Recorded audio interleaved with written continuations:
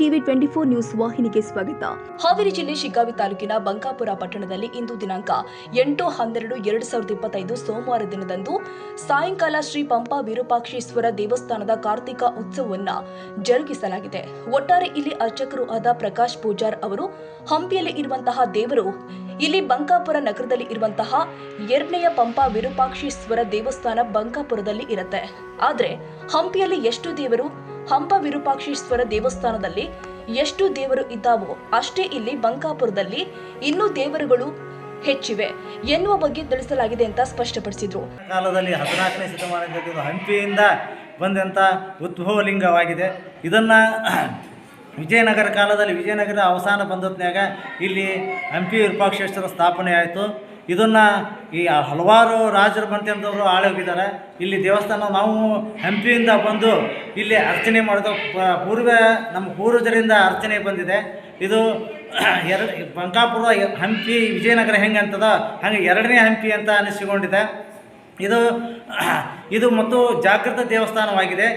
ಇಷ್ಟು ಹೇಳಿದ ಇಲ್ಲಿ ಅಂದರೆ ಬೇರೆ ಕಡೆ ಹಾಕಬೇಕಾದ್ರೂ ಸತ್ಯ ಒಂದು ಮಂತ್ರವನ್ನ ಪಠಿಸಬೇಕಂತೇಳಿ ತಮ್ಮಲ್ಲಿ ವಿನಯಪೂರ್ವಕವಾಗಿ ವಿನಂತಿಸ್ಕೊಳ್ತಾ ಇದ್ದೀವಿ.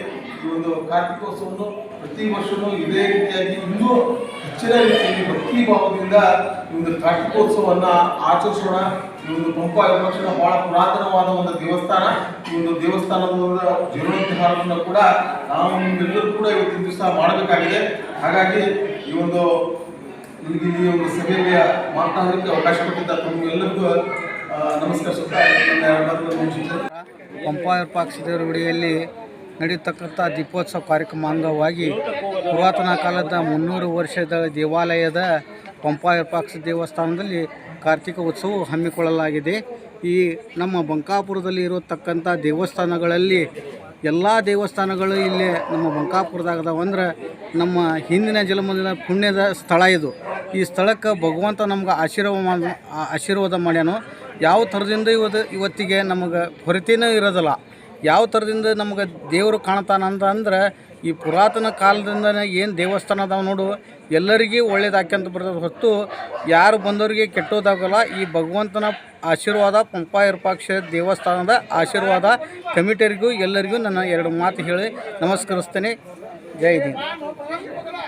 ದಿವಸ ಕಾರ್ತಿಕ ಉತ್ಸವ ಹಮ್ಮಿಕೊಳ್ಳೋದ್ರೆ ನಮ್ಮ ಹಿಂದೂ ಸಂಸ್ಕೃತಿ ಬಗ್ಗೆ ಎಲ್ಲರೂ ಕಾರ್ತಿಕ ಉತ್ಸವ ಯಾಕೆ ಮಾಡ್ತಾರನ್ನ ಇವತ್ತು ಯಾವುದೇ ವಿಘ್ನ ಇರಲಿ ಏನೇ ಇರಲಿ ನಮ್ಮನ್ನು ದೂರ ಅಲಗಿಸಂಥ ಒಂದು ಈ ಭಗವಂತನಲ್ಲಿ ಪುಣ್ಯ ಸ್ಮರಣೆಯಿಂದ ಮಾಡಿಕೊಂಡು ನಾವು ಎಲ್ಲರಿಗೂ ಒಳ್ಳೇದಾಗಲಿ ಅಂತೇಳಿ ಇದರಲ್ಲಿ ಬೇಡ್ಕೊಂತೇವೆ.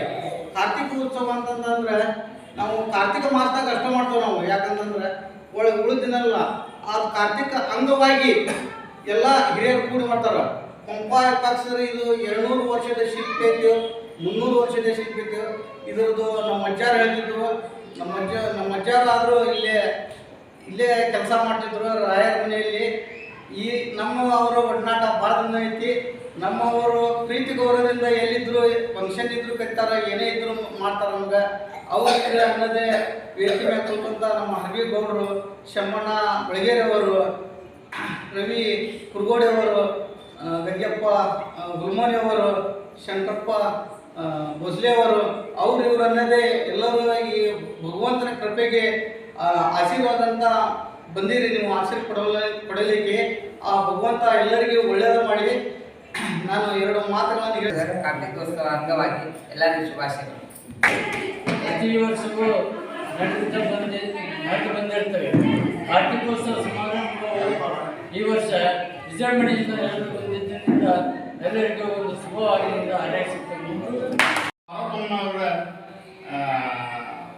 ಪಾದಕ್ಕೆ ಕೊಟ್ಟು ಇವತ್ತಿನ ದಿನ ಕಾರ್ತಿಕ ಮಾಸ ಮುಗಿಸೋದಕ್ಕೆ ಕಾರ್ತಿಕ ಅಂತೇಳಿ ಇವತ್ತಿನ ದಿನ ಎಲ್ಲ ಸಭಿಕರೆಲ್ಲರೂ ಸೇರಿ ಇವತ್ತಿನ ದಿನ ಈ ಪಂಪಾ ವಿರೂಪಾಕ್ಷೇಶ್ವರಿಗೆ ಕಾರ್ತಿಕ ಅಂತೇಳಿ ಹಾಕೊಂಡಿದ್ದು ಒಳ್ಳೆಯ ಶುಭ ಸೂಚನೆ ಮತ್ತು ಈ ಗುಡಿಗೆ ಶುಭ ಸೂಚನೆ ಅಂತ ನನ್ನ ಒಂದು ಅನುಭವ.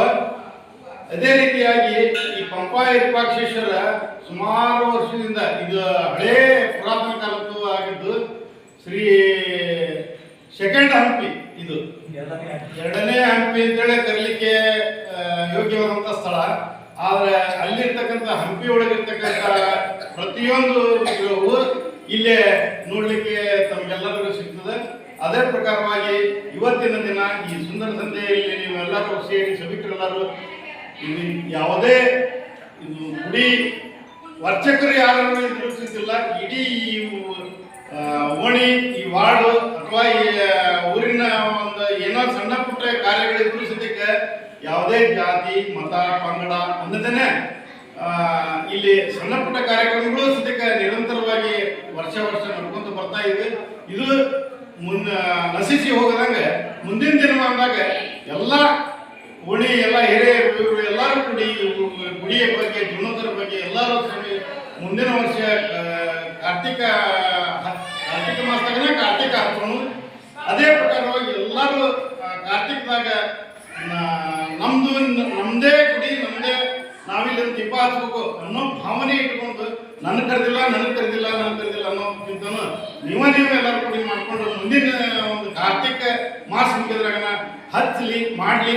ಇನ್ನೂ ಈ ದೇವರು ಇವತ್ತೆಷ್ಟು ಬೆಳಕೊಟ್ಟನ ಇದ್ರ ಉಜ್ವಲ ಆಗಿ ಬೆಳೆದು ಮುಂದಿನ ವರ್ಷದೊಳಗನ ಈ ಗುಡಿ ಒಂದು ಹಂತಕ್ಕೆ ಬಂದು ಇನ್ನೂ ಪುರಾತನ ಭಯಂಕರ ಬೆಳಕಾಗಲಿ ಅಂತ ಆ ಪಂಪಾ ವಿಪಕ್ಷದಲ್ಲಿ ಇವತ್ತು ನಾನು ಹಿಡ್ಕೊಂಡು ಮುಂದಿನ ವರ್ಷದೊಳಗನ ಕಾರ್ಯಕ್ರಮ ತರೋಣ ಎಲ್ಲರೂ ನಾವು ಸೇರಿ ಅಂತ ನಾನೊಂದು ಚಿಕ್ಕ ಮಾತು ಮಾತಾಡಲಿಕ್ಕೆ ಅವಕಾಶ ಕೊಟ್ಟಂತ ಎಲ್ಲರಿಗೂ ವಂದಿಸಿ. ನಂತರ ಬಂಕಾಪುರ ಜನ ಐತಿಹಾಸಿಕ ಮೂಲ ಹಂಪ ವಿರೂಪಾಕ್ಷೇಶ್ವರ ದೇವಸ್ಥಾನದ ಬಂಕಾಪುರದ ವಾಗಿರತೆ ಅಂತ ಸಾರ್ವಜನಿಕರು ತಿಳಿಸಿದರು.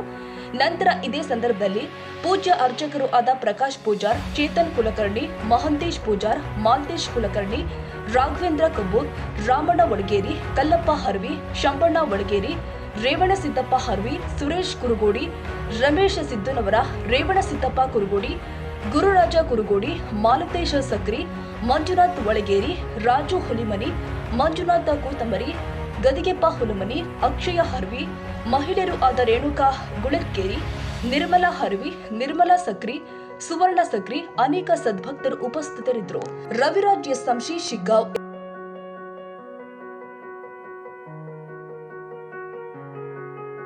ಕನ್ನಡಿಗರ ಮೆಚ್ಚಿನ ನಿಮ್ಮ ಟಿವಿ 24 ಕನ್ನಡ ನ್ಯೂಸ್ ವಾಹಿನಿ ಇದೀಗ ಟಿವಿಯಲ್ಲಿ ಲಭ್ಯ. ಕರ್ನಾಟಕ ಮತ್ತು ದೇಶ ವಿದೇಶದ 360 ಡಿಗ್ರಿ ಸುದ್ದಿ ಹಾಗೂ ಉತ್ತರ ಕರ್ನಾಟಕ, ಬೆಳಗಾವಿ, ಬಾಗಲಕೋಟೆ, ಧಾರವಾಡ, ಹಾವೇರಿ, ಗದಗ, ಬಿಜಾಪುರ ಜಿಲ್ಲೆಯ ಕ್ಷಣ ಕ್ಷಣದ ವಿವರವನ್ನ ಪಡೆಯುವುದಕ್ಕೆ ಟಿವಿ 24 ಕನ್ನಡ ನ್ಯೂಸ್ ವಾಹಿನಿಯನ್ನ ಲೈಕ್ ಮಾಡಿ, ವಿಡಿಯೋಗಳನ್ನ ಶೇರ್ ಮಾಡಿ, ಕಮೆಂಟ್ ಮಾಡುವ ಮೂಲಕ ನಮ್ಮ ವಾಹಿನಿಗೆ ಸಹಕಾರ ನೀಡಿ ಮತ್ತು ಚಾನೆಲ್ ಅನ್ನ ಸಬ್ಸ್ಕ್ರೈಬ್ ಮಾಡಿ. Thank you.